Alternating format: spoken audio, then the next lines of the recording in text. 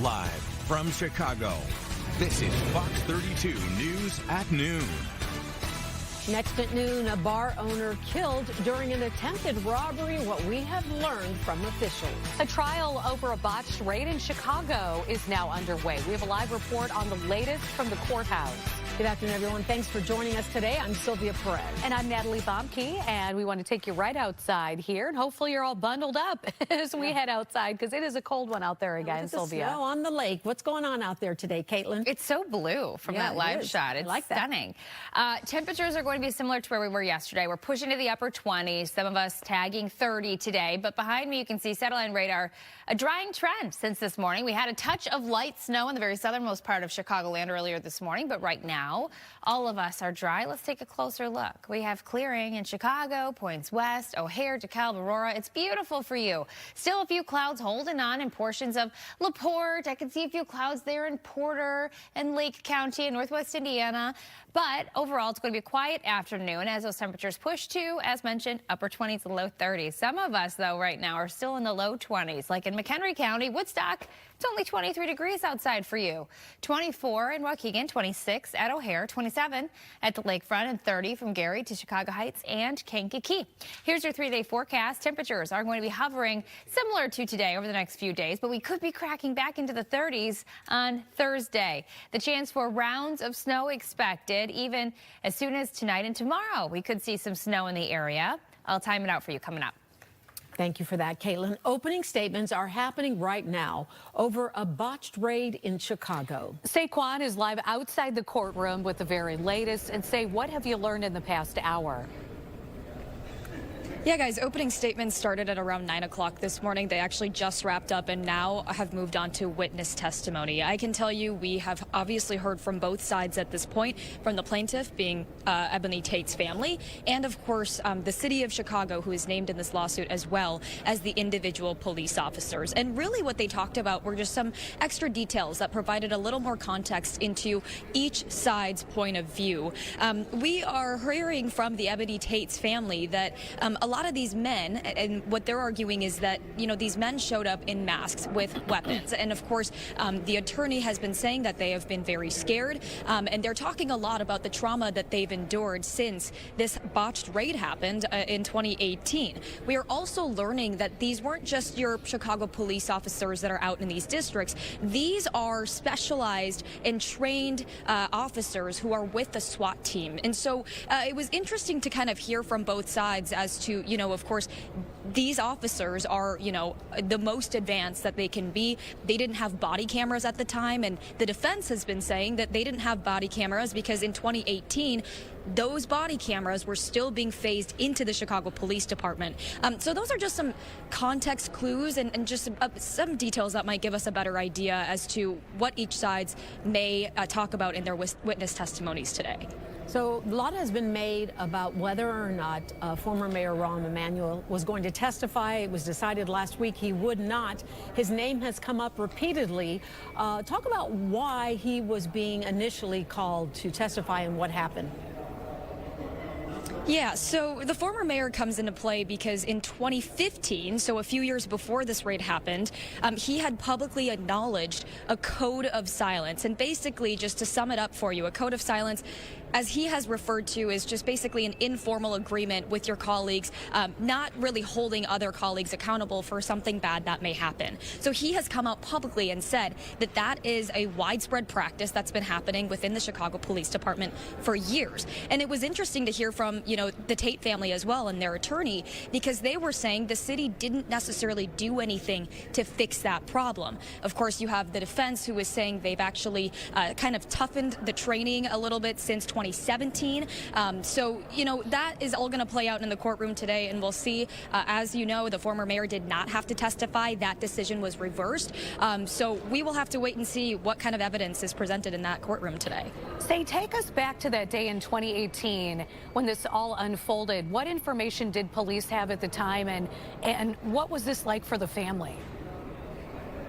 Yeah, so it was interesting to hear about this too, and it gives you a little better idea of why they entered Ebony Tate's home in the first place. Basically, they showed an image in that courtroom today that showed two side-by-side homes, and they had search warrants signed by a judge on both addresses. And the city kind of talked about the fact that they executed those search warrants simultaneously because that increased their risk of finding this individual. Now, the person they were actually looking for was apparently a gang member and a convicted felon, and he had posed just outside of the apartment where Ebony Tate lived at the time with a weapon on him. So that was a picture that they went off of, and it's confusing too because Ebony Tate lives in a 3-story apartment building, and where that individual posed for that picture was right outside of the first floor, which is where Ebony Tate lived. And so they had the search warrants again signed off for both addresses. They did that search warrant at the same time, which is, you know, of course now they look for the evidence inside Ebony Tate's home. They weren't able to find any sort of evidence. They've talked about that, but that kind of gives us a better idea as to why Ebony Tate's home was raided in the first place. Okay, well, we know they're on break right now, as you said, and you'll be covering this for us. Thanks for joining us to help us break this down today. Appreciate it. Thanks. And also new at noon today, the Kankakee County Sheriff's Office just releasing photos of a person of interest in the death of a bar owner. The sheriff says this man allegedly shot and killed 30-year-old Courtney Drysdale during a robbery attempt yesterday afternoon. This happened in rural Moments near the Illinois-Indiana state line. Detectives are now asking for the public's help in finding that suspect. The suspect is described as a black male wearing eyeglasses and facial hair. He was last seen traveling east toward Indiana in a white 4-door BMW sedan equipped with a sunroof and distinctive dark rims. We have activated our Crime Stoppers tip line and are offering a $5,000 cash reward for information that leads to the identification and apprehension of this suspect. As many of you have seen on social media and throughout the community, Courtney was deeply loved, not only by her family and her young daughter, but also by the many patrons and friends whose lives she touched. If you have any information about this crime, you are asked to contact the Kankakee County Sheriff's Office at this number, 815-802-7150. A city council committee is considering a retooled teen curfew ordinance. Here in Chicago, supporters want a way to prevent those mass gatherings of teens downtown that sometimes become violent. The mayor vetoed that first version of this ordinance. He and youth advocates say the curfew unfairly targets black and brown youth who need more activities to keep them busy. But supporters of teen curfews say incidents like the shooting of several teens the night of the Christmas tree lighting ceremony proves it is time to take action. The Public Safety Committee takes up that issue today at 12:30 p.m. And coming up, our political reporter Paris Schutz will be joining us to break down the latest from City Hall. Happening today, a Chicago woman shot by immigration agents is going to be speaking about her case at a congressional forum in Washington, D.C. Marimar Martinez was accused of ramming her car into a Border Patrol vehicle in October before federal agents shot her multiple times. All the charges against her were eventually dropped. We will have Martinez's remarks for you live coming up during Chicago Live right after the noon show. In the meantime, Downers Grove will be voting on whether ICE can use village property tonight. Several other communities have passed similar measures, that is, where federal agents are refused access to property owned by the municipality. Downers Grove's ordinance would have police respond if someone says their civil rights are being violated. Homeland Security Secretary Kristi Noem says all DHS officers in Minneapolis will be issued those body-worn cameras. She says the program will be expanded nationwide once they have the funding. President Trump showed support for the new plan on Monday, but clarified that Noem made the choice independently. Well, it wasn't my decision. I would have, I leave it to her. They generally tend to be good for law enforcement because people can't lie about what's happening. So it's generally speaking, I think 80% good for law enforcement. But if she wants to do that, I'm okay with it. Back in 2022, President Biden issued an executive order that required federal officers to wear those body cameras. President Trump rescinded that directive after starting his second term. More to come on Fox 32 News at noon. New details in the search for the mother of Today Show host Savannah Guthrie. We'll have that for you next. Here at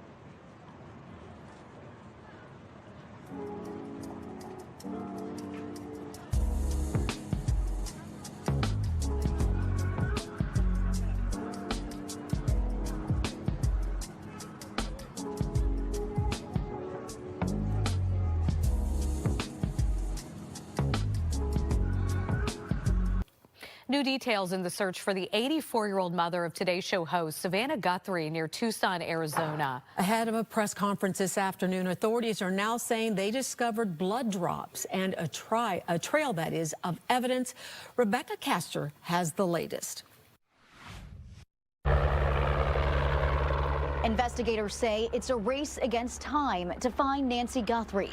The Pima County Sheriff's Office says the elderly mother of Savannah Guthrie was abducted from her Arizona home overnight Saturday and may have been harmed in the process. She did not leave on her own.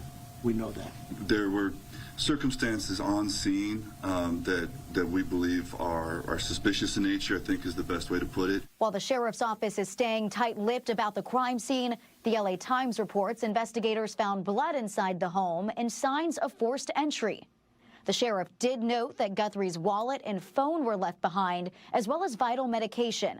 He says not taking it could be fatal for Guthrie. We need to find her, and time is very critical. Overnight, Savannah posted online calling her mom a woman of deep conviction, adding, "We believe in prayer, we believe in voices raised in unison, in love and hope. We believe in humanity. Above all, we believe in him. Bring her home." At this point, the sheriff says nothing indicates Nancy Guthrie was targeted because of her daughter's high-profile job, but other experts believe that may be in play. You always look at what the cops are saying and what they're not saying. Yeah. They're not telling the other elderly folks in that community or in this state there to be careful, to lock your doors, keep your lights on, stay in touch with a loved one. Investigators are reviewing security cameras from Guthrie's home, and the sheriff is asking neighbors for any footage they may have. Rebecca Castor, Fox Chicago. In addition to that, the sheriff there in Arizona has a press conference scheduled for 12:30 with some new updates. Stay with us here at noon. We're going to bring that to you live as it happens. Let's take a live look outside. A gorgeous shot out there, a little cloud cover, but more importantly, some blue skies and some sunshine.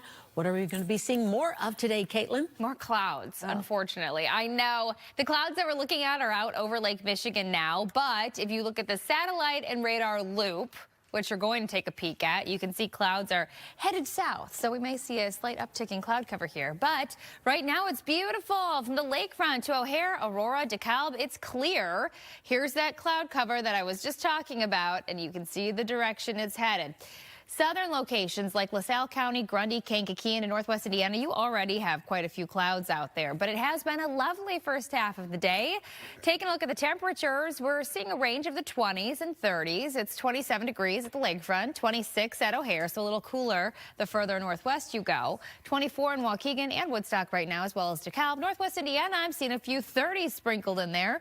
30 on the dot in Merrillville and Gary, as well as in Kankakee. So temperatures are going to be in the upper 20s and low 30s today, but let's take you through the rest of the afternoon and evening. 4:15 and our model is bringing in a little bit of snow. Tonight we could see a touch of lake effect snowfall, especially in northwest Indiana, but even into Chicago overnight. Notice next to the lake holds the best potential for that snow. Tomorrow afternoon, 2:45, temperatures are back in the mid to upper 20s, so a day that feels similar to today. As we work our way into Thursday, though, that's when we could be climbing into the 30s, and especially on Friday, that's when it will be downright balmy, but we do have the potential for some snow Thursday night into Friday. 5-day forecast for temperatures, 32 on the dot expected Thursday, Friday 38, then down to the 20s again this weekend. A full check of your 7-day forecast is coming up. Thank you, Caitlin. So the question is, could the U.S. strike Iran? Coming up, we're going to be speaking with an expert on what's driving the decision and what could come next. Best medicine.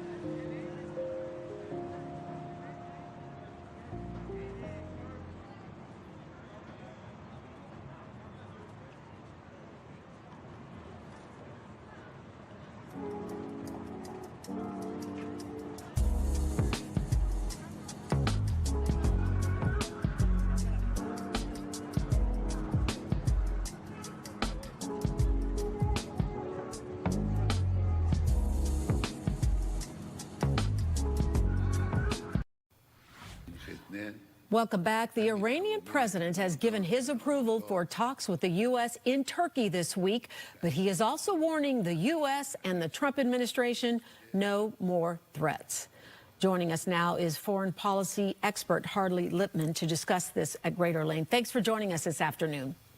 My pleasure. Happy to be here. So give us a little history first, some background. Let's talk about how did these tensions with the U.S. and Iran increase? Was it specifically because of that nationwide protest in Iran that left tens of thousands of people dead?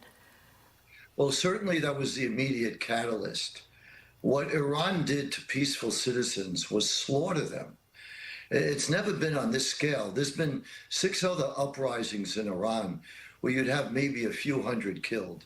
The numbers we're hearing now are about 30,000 killed and hundreds of thousands arrested. And these people had no weapons whatsoever, peaceful demonstrations. And it's one of the largest single-day, 2 days massacres in Mideast history. So it's really significant. So that's the immediate catalyst. So we know that a team from the White House as well as from Iran are going to be meeting in Turkey on Friday. And President Trump has demanded 3 conditions for resuming these talks with Iran. They include zero enrichment of uranium, limits on Tehran's ballistic missile program, and ending its support for regional proxies, which I know have been an issue for Israel and for U.S. troops based in the area. Can you talk a little bit about the conditions for these talks? Yes, of course. Well, first I'll say good luck, because the truth is that Iran has no intention of honoring an agreement with the United States. There's something in Muslim law that says you can lie to infidels and it's absolutely okay to do it. And we've seen it before. It's like a business. I'm a businessman. If I go into a business deal with another company and I don't trust them at all, it's not worth the paper it's written on. So I think we have to be aware of this. And the danger is that Trump would like to avoid a war. He's a peace-loving guy. He doesn't want anybody being killed. And he would love to say, I got a better deal than Obama, 100 times better. But that would be very challenging to see if that's going to work. It would have to have inspections anytime, everywhere. And you'd really have to be able to follow up to make sure they honor it, because they're just not. And then the question is, what do you do then? So the conditions are very important conditions. And why is that? Because Iran is the only country in the world that says they want to destroy the United States. And they're building nuclear weapons. And in 20 years from now, they're going to have 60 ICBMs, which are intercontinental ballistic missiles, capable of reaching the United States. Believe them. When our adversaries say they're going to do something, they usually do it. So they are an existential threat to the United States. If you follow their media, you could go on an app called Memory. They translate it into English. They talk about it every day, and they've been saying it since 1979. So I think that there has to be a policy that addresses this once and for all. Okay, let's talk about what can happen. And the president has said that bad things will happen if an agreement is not reached on this nuclear deal. So give us an example of some of the options the U.S. would have, including, could that possibly be boots on the ground in Iran? I don't think so. I don't think you need boots on the ground. This administration has learned lessons from the past. And it's important to make note of that. That when you show weakness, the enemy makes war. You get war with weakness. Look at Obama. Obama was weak. Russia invaded Crimea. Biden was weak. Hamas attacked Israel. I don't think it's a coincidence that in Trump's first term, no nation went to war with another. You know, people respect strength. People are afraid of consequences. So I think having a strong U.S. position is essential if you want to create stability in the region. So I think one option can be, instead of boots on the ground, is to do the model of Venezuela. Learn the lessons of Iraq. Iraq didn't work, right? We don't want an endless war. I get it. You don't need to do it. And what you do in Iran is you take out Khomeini, and you have, instead of regime change, you have regime adjustment. And you say to the other people in Iran, if you want to live, or you want to go the fate of Khomeini, you have a choice. If you want to live, you're going to have to work with us. And for a period of time, and let's see how we make things work. And no more dealings with China, Russia, North Korea, America's enemies. And you can't shoot the people in the street. And we're going to lift sanctions. Your economy is going to be better, and everybody's going to be better off. And you're going to follow our guidance. That's the path. And the way to do that is Trump has to act, because it's more dangerous not to act now. You can't be seen as someone who's bluffing. You know, he assembled one of the most powerful forces the world has ever seen around Iran. If we don't do anything, that will create conflict and war, because we'll see America as a paper tiger. So the recommendations are, there's a detailed list of their command and control centers, and they could easily take them out. What's amazing about the American military today is that they can literally take out the entire armed forces of any small or mid-sized nation almost overnight. So you don't need boots on the ground. That's fascinating. Harley, thanks so much for joining us. We'll see what shakes out here with these talks on Friday and maybe circle back with you. Thank you again. My pleasure. We'll be right back.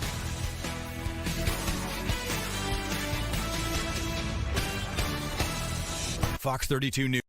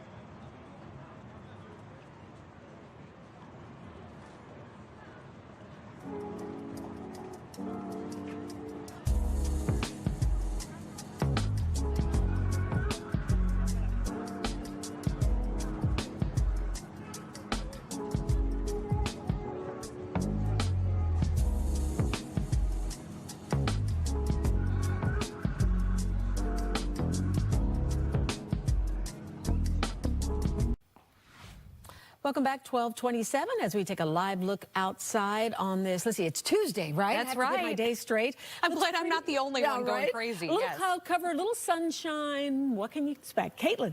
You can see those clouds have been increasing. Yeah, as they we just have mentioned. been. They're moving in right off the lake. So we have had a beautiful start to our Tuesday, but some of us have been dealing with the clouds, fighting with them throughout the morning already, especially south of the city. But in Chicago, the clouds have been on the increase. You can see on this loop behind me, right off the lake, moving over downtown, northern Cook County, Lake McHenry as well. This morning, we had a touch of light snow south of the city. Right now, though, we are all nice and dry. Temperatures are in the 20s and 30s, 28 degrees in Valpo, 30 from Gary to Merrillville, 27 at the lakefront and at Midway, 25 at Woodstock, 26 in DeKalb. So temperatures are just slightly below where we should be, but it feels like we could be in the teens in a few spots. So I did want to touch on this wind chill because you should dress for 16 in Waukegan, Woodstock, 18 in DeKalb. So it is quite chilly for some, but locations south of the city, northwest Indiana, it even feels like the low to mid 20s for you currently. Here's our next 48 hours. Temperatures tonight dropping down to about 13 or 14 degrees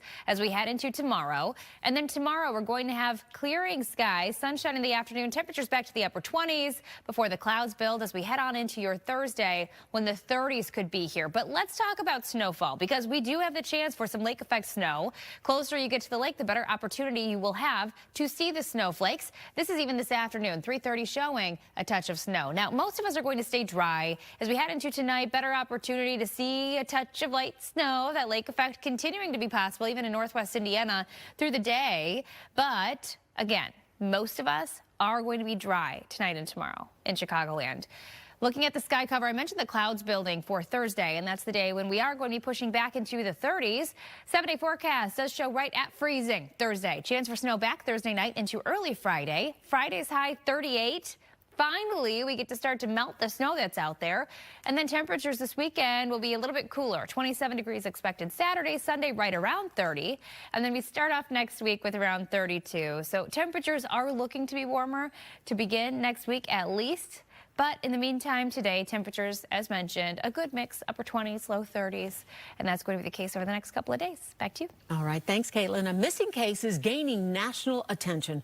A search is underway for the mother of Today Show host Savannah Guthrie. We have a live look here where the Pima County Sheriff's Department is expected to hold a press conference. Right now, the media there are getting the microphones set up, and we're expecting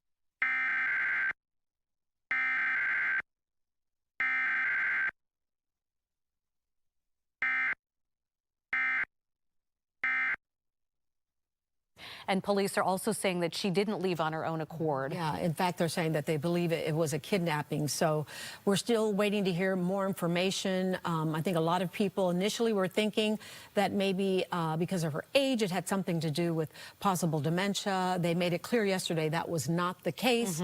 So we are hoping to get an update and to also reveal more information on what investigators now know about what has happened. And when they do come to this podium to speak live, we will take that live for you. In the meantime, we're going to take a short break. We'll be right back. They're on break.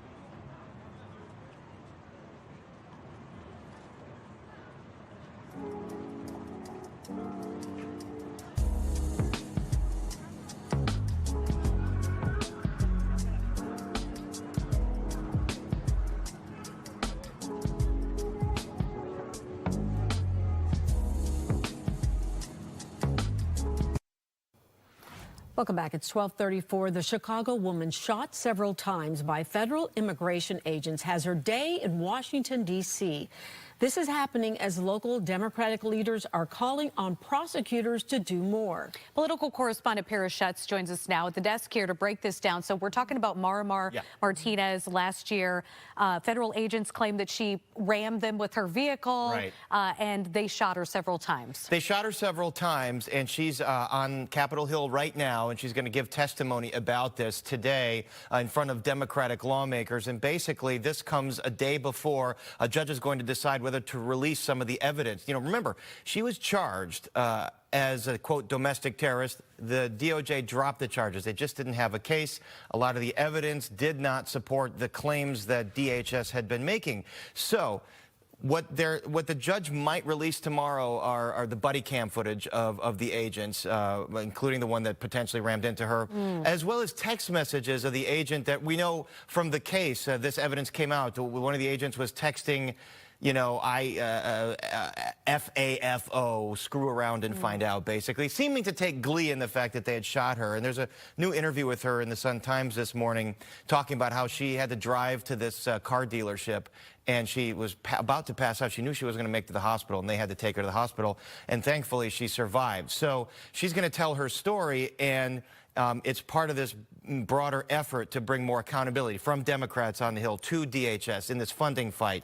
They want ICE to have to use judicial warrants to go after somebody, which would really hamstring what they have to do. And is that even a possibility to happen in the short amount of time, you know, between what's happening now and them trying to get this passed? If you listen to Speaker Mike Johnson, he's basically saying no way. I mean, he's saying that on the warrant thing, like, if we have to go get a judge to sign a warrant for every person we want to deport, we're never going to deport anybody. And that's the argument that DHS has been making. But Democrats are saying, well, every other law enforcement agency, they have to get a warrant. They're going to knock on a door, if they're going to go into somebody's house, and it would make it a more targeted approach. You would really be going after the violent criminals. We know that under Bovino, this administration cast a very wide net. They just kind of stopped people in the rideshare lots and in Home Depot just to kind of, you know, meet their numbers of people they wanted to detain and deport. So no. To answer your question, Sylvia, it seems like in 2 weeks, in the time they've agreed to discuss this, it would be hard-pressed to think that they would find an agreement on that. Right, and we're in this government shutdown, so, you know, right now it's happening, and so they don't really have a runway for this. Let's move to a more local issue. This was something that you brought to our attention yesterday. Mayor Johnson here in Chicago issues this executive order over the weekend, and now that is being put into question. It's being put into question. We mentioned yesterday the state's attorney, Eileen O'Neill Burke, basically said, well, he didn't collaborate with me, even though the mayor said he did. Now, the mayor's office did call me after noon yesterday to sort of clarify that they had spoken to the chief of policy in the state's attorney's office, and she had agreed to it and signed off. So wherever the miscommunication happened, if the person in her office did not talk to her, maybe that's what it is. We still don't know. But now today, some progressive Democratic lawmakers are calling on Burke to do more, to actually investigate the shooting of Marimar Martinez as a possible attempted murder, as a possible crime on the part of agents, as well as the shooting and killing of Silverio Villegas Gonzalez in Franklin Park.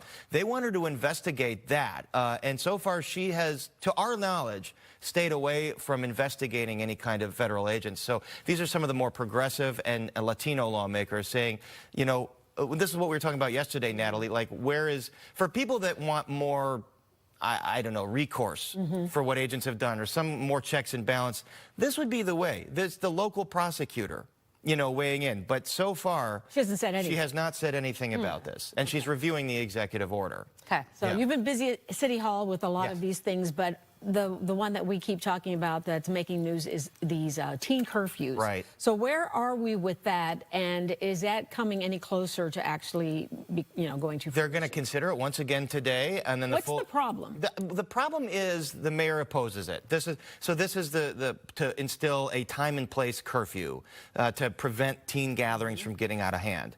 And so the police superintendent under this new ordinance would have to give a 12-hour notice and then declare the curfew. So basically, what's happening is the mayor opposes it. He can veto it. To override a veto, you need 34 votes. They don't have 34 votes. Maybe they do today. Up until this point, they have not. So they've had to continue to sort of grind out the sausage here, to revise the ordinance, to grab some more aldermen on hand. maybe negotiate more with the mayor, and we'll see what the final package is today and whether or not they have that 34-vote threshold to pass this thing, or whether the mayor drops his opposition. What does he want specifically? He doesn't like there are a lot of civil rights experts that believe it violates young people's civil rights to say you cannot gather at whatever time in whatever place. And there might be someone leaving a job. There might be someone going to church. There might be someone, you know, in some situation where they have to be out and about unaccompanied. So should they get caught up in this? So and this goes to the mayor's overall philosophy. He's not a big fan of incarcerating or tough on crime kind of policies. He's more invest in communities, and this is kind of in the tough on crime bucket. You know, we have to really drill down on law enforcement to start, you know, to bring down crime and the murder rate. So it just goes against what he has advocated for, and we'll see if Alderman Hopkins, who supports this, and the mayor can come to a meeting of the minds. Maybe there's some compromise that they can strike where they'll all be happy with it. But, you know, this has been debated for a long time now, and it could be coming to a head this week. All right, Paris Schutz, thank you for joining us, breaking all that down for us. Always great to we join. look forward to see the outcome of that curfew vote as well. Of course. No, we'll be right back. Hi.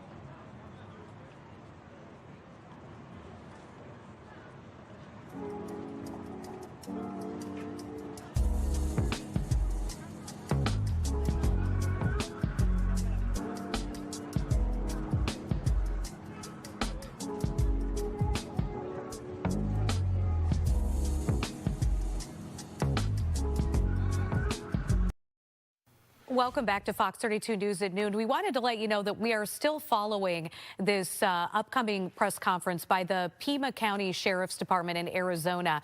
They're going to give us an update on the mother of Today Show host Savannah Guthrie, possibly some new developments in the disappearance of her mother. So we're still following that. We'll bring it to you when it happens. In the meantime, though, former President Bill Clinton and former Secretary of State Hillary Clinton have agreed to testify in a House investigation into convicted sex trafficker Jeffrey Epstein. Not clear when this is going to happen. The Clintons initially agreed to testify last month, but they never showed up. Republicans have pushed to hold the Clintons in contempt of Congress. The first set of Epstein files, released all the way back in December, included photos, you're looking at them there, of former President Clinton with Epstein, but the former president has denied any wrongdoing. The man accused of killing Charlie Kirk returns to court as the defense is arguing a conflict of interest. Tyler Robinson is set to appear in a Utah County court for a hearing related to his involvement in Kirk's assassination last September. The defense is expected to continue its argument from last month, claiming a personal conflict of interest with one of the prosecutors whose 18-year-old daughter attended the Turning Point USA rally where Kirk was killed.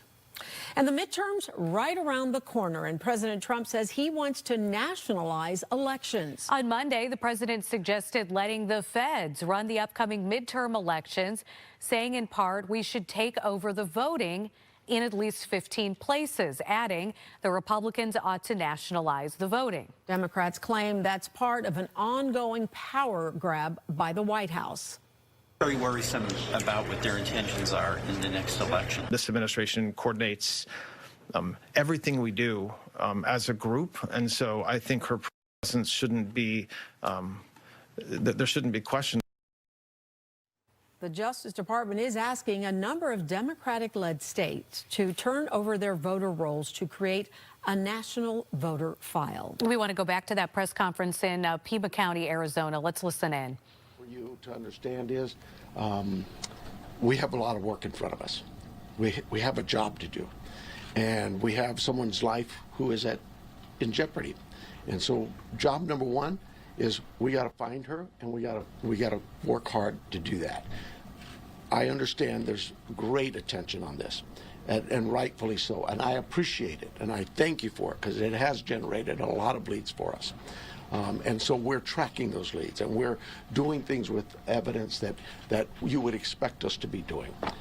So having said that, we're going to set this up. I know that a number of you yesterday, you guys drove me crazy. Yesterday I was going from a.m. to all the way till 9, 10, 11, midnight, answering concerns and questions, and it's just too tough.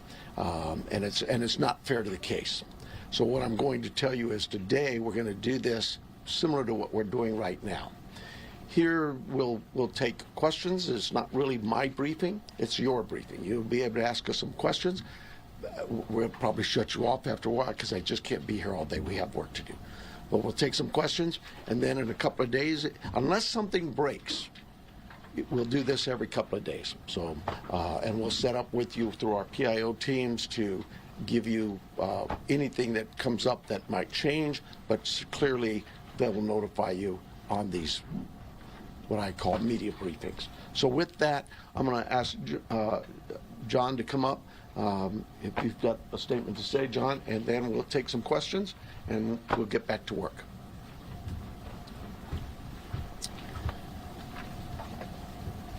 Hello, I'm John Edwards. My spelling is Jonedwards. I'm the Assistant Special Agent in charge of the FBI's office here in Tucson. First, we want the community to know that the FBI is doing everything in our power to bring Nancy Guthrie home to her family. The FBI is working alongside the Pima County Sheriff's Department on this incident. In terms of what the FBI is doing, we are providing the following support. Primarily, it's analytical and technical support in the following ways.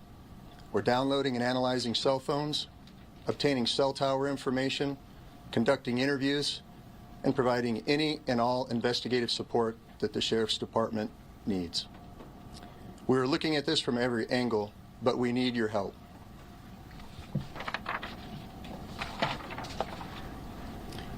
If you live in the area or saw something on Saturday night, the 31st of January, or Sunday morning, the 1st of February, please report it to the Pima County Sheriff's Department or the FBI at 1-800-CALL-FBI.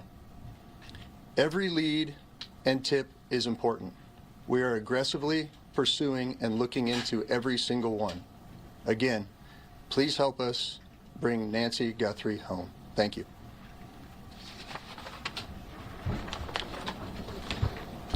We'll take some questions. Sheriff, is there any indication so far as to whether this was a random abduction or targeted?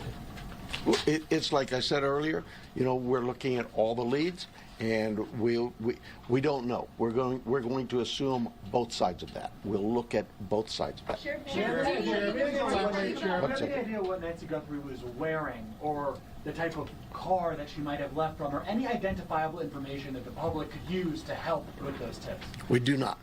Sheriff, do you believe that one or more than one person was involved in the kidnapping? I just no clue. It could have been one. It could have been more. I don't know. Let me get one second.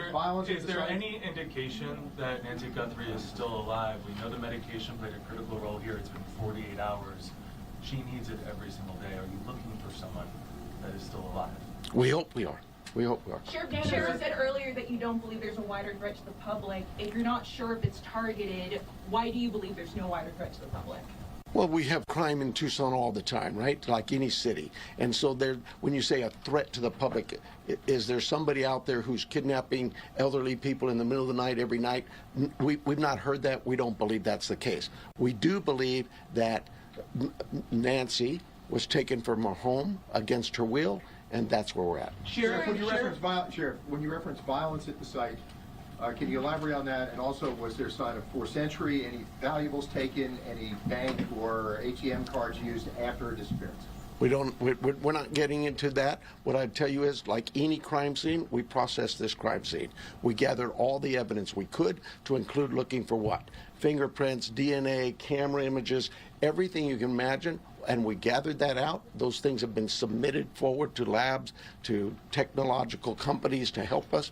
And we're like you. We're waiting for those returns to come back. Did you find DNA? Did it not belong in that house? The window of time from when she was last seen to when she was reported missing, and I know you guys are asking for help from the public, is there any way to narrow down what time you might be helpful? I know there was a report about a pacemaker dinging like around 2 o'clock in the morning. Is there any way to indicate to people, hey, look around 1 a.m. or 2 a.m. to help them identify? You know, I really don't want to get into narrowing down the time, because narrowing it down means we could miss some tips and leads. We're working on with the data we've submitted for investigative analysis. We're working to see if that time can be tightened up. But for now, we're going with what we told you earlier. She was dropped off at 9:30, and she was found to be missing at about 11 o'clock Sunday morning. Sheriff, Let me get this one. DNA of anyone else found in the house? We've submitted all kinds of samples for DNA, and we've gotten some back, but nothing to indicate any suspects. Anybody strange in the neighborhood? I know you're looking at video, different surveillance camera, anything that we should be looking out, different cars? I have nothing in that regard. Have any demands been made?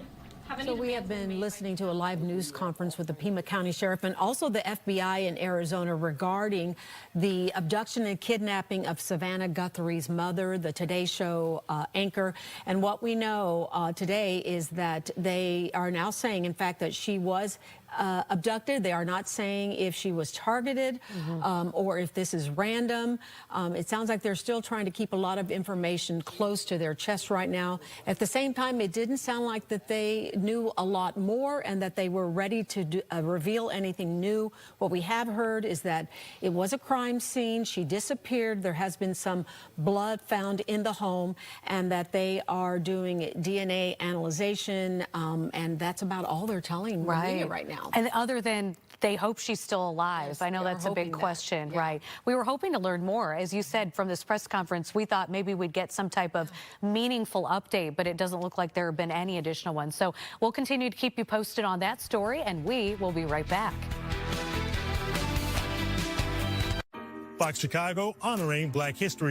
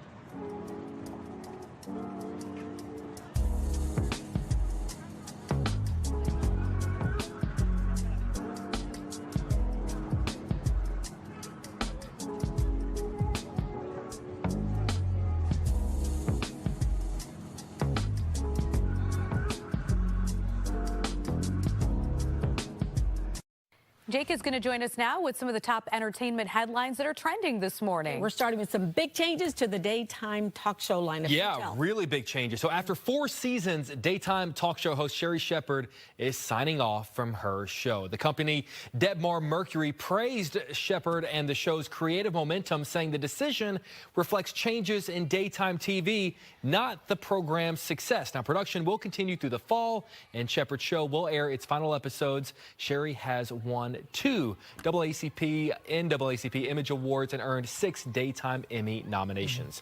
Also, singer Kelly Clarkson is ending her popular daytime talk show after its 7th season wraps this fall. Clarkson says she's taken time off to focus on her kids, calling it a necessary decision for this next chapter. Kelly has had a lot of personal drama in recent years. Her divorce finalized in 2022. Her ex-husband then passed away from cancer last August. The couple had 2 children together. Clarkson says fans can still catch her on The Voice and on tour. I can't get Jurassic Park back online without... Whoa, this place is awesome. By the way, you should have plugged this in.